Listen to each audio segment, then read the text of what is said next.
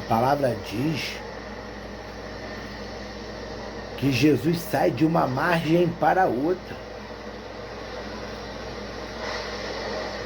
E a palavra diz que de repente se levanta um grande temporal de vento.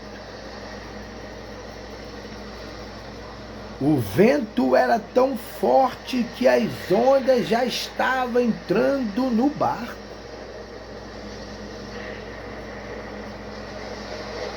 O vento era tão forte, a tempestade era tão forte, que até os discípulos que estavam no barco, que eram pescadores, tiveram medo. Nunca viram uma tempestade dessa natureza. A palavra diz que de repente se levantou um temporal de vento. As coisas acontecem de repente. De repente o vento começa a soprar. As ondas começam a chacoalhar teu barco. Mas por que de repente veio essa tempestade? É porque Jesus estava indo para Gadara.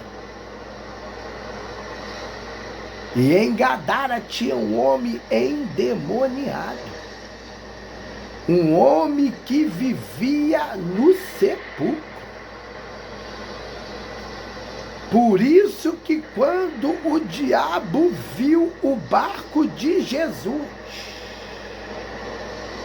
em direção a Gadara, ele começa a levantar um temporal de vento para tentar parar Jesus, afundar o barco de Jesus.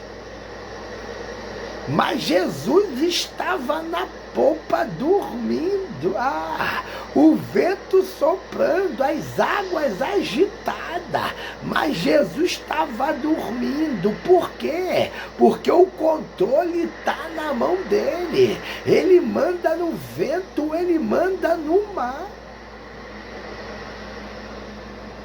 E a palavra diz que os discípulos chamam Jesus. Jesus se levanta, repreende o mar, repreende o vento. E na mesma hora o vento se aquietou. E o mar se calou. E houve bonança. E a palavra diz que quando Jesus desce em Gadara, esse homem endemoniado sai correndo em direção a Jesus. E quando ele chega na presença de Jesus, ele cai de joelho. Porque o homem de branco é aquele que tem a unção. É aquele que veio para esmagar a cabeça do diabo. Aí Jesus liberta aquele homem. O homem tinha quase 2.000 demônios. Manda ele ir para sua casa.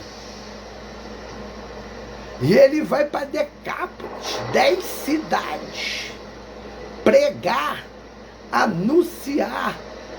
Tal maravilha Jesus fizera na vida dele. E todos ficaram admirados, porque todos conheciam aquele homem endemoniado.